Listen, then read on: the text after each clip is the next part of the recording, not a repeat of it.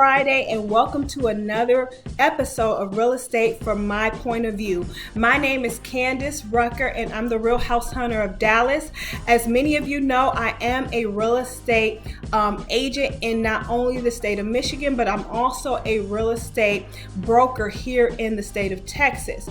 With that being said, I have my own property management company, Rucker Property Management Group, where I manage over 20 properties. Okay, so I want to come on today and talk about what landlords should know during the eviction moratorium. Right now, it's a very sensitive climate that we're in. It was very unexpected. It threw us all through a loop in so many ways and in so many areas of our lives. But you, as the landlord, I want to give you a couple of tips that I've utilized not only with my own personal properties that I'm a landlord over, but also with my property management clients. These are some things that I've utilized. So one, contact your mortgage service provider or your lender. There is forbearance still available for those of you who have not yet taken advantage of it. So if you have tenants that are unable to pay or are refusing to pay, this is a great opportunity for you to take advantage of the mortgage forbearance on government-backed loans. I would contact them immediately because you don't need the stress of not only trying to take care of your household, but then you have to worry about your properties that you use as an investment tool now coming to be a burden to you. So why not relieve yourself of that stress and that pressure and apply for a mortgage forbearance? So check with your mortgage service provider or your lender and get that additional information. Two, I would say open up the lines of communication. I found that when you reach out to your tenants, it's a relief for them because now they feel like they're able to talk to you and they're able to tell you what's going on. Some tenants are just uncertain. They don't know what to do. They don't know what they're able to work out with you. But if you can extend that line of communication with your tenants, letting them know, hey, I know what's going on. You want to get proof, of course, because people will take advantage in this day and age. But you want to open up that line of communication and set up payment arrangements. I've been able to set up a few payment arrangements, not only with my tenants, but also my property management clients. Now, of course, you need to come to terms with what's comfortable for you and your tenant, but mainly you. But the key thing is to open up that line of communication, let your tenant know that you understand and that you're here to work with them and help. I don't think now is the time to charge these outrageous fees due to non-payment, especially when your tenant can produce proof that they've been impacted by COVID-19. They've been impacted with a financial hardship. So that's the last thing you want to do when a person is trying to feed their family, is try to throw on some additional fees, especially if they can prove and justify what is taking place in their life. Okay, so get it all in writing, work out a plan that's not only going to be beneficial for them, but also it's beneficial for you. It works for you. Next, I want to talk about number 3.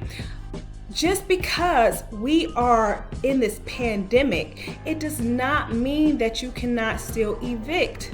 You can still evict clients. You can still serve them an eviction notice. You can still file. However, in certain counties, they have a way of practice and standard of what they're doing in their county and their justice of peace courtroom. So you want to get information to see if they're hearing any cases. A lot of courts are opting to do Zoom these days, so that may be an opportunity for you to look into and see if that your jurisdiction is doing any type of court appearances via Zoom.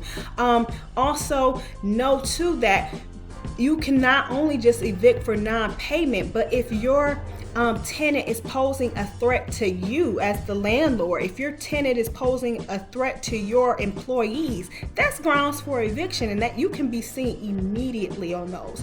Also, if the person is doing illegal activity, if somebody's selling drugs or doing something crazy they don't have any business doing and it's illegal, that is grounds for immediate eviction.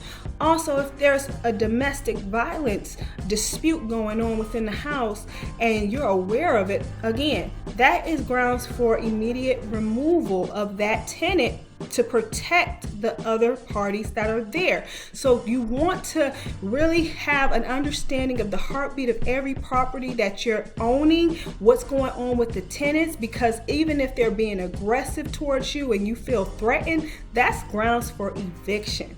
I also want to say that if you are interested in owning properties, if you're interested in building your rental portfolio, I don't want you to be deterred by what's going on with the eviction moratoriums, because what I've found is that most of my tenants have paid.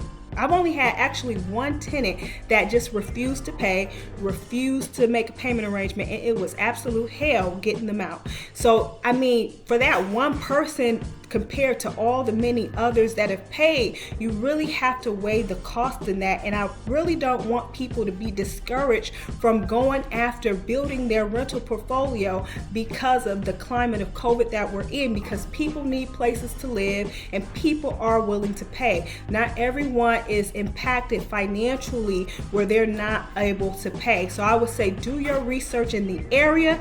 Make sure that you're buying in communities that are well kept, or not underserved, because that too is telltale signs of the type of tenant or client base that you're going to get when you invest in those certain areas or neighborhoods.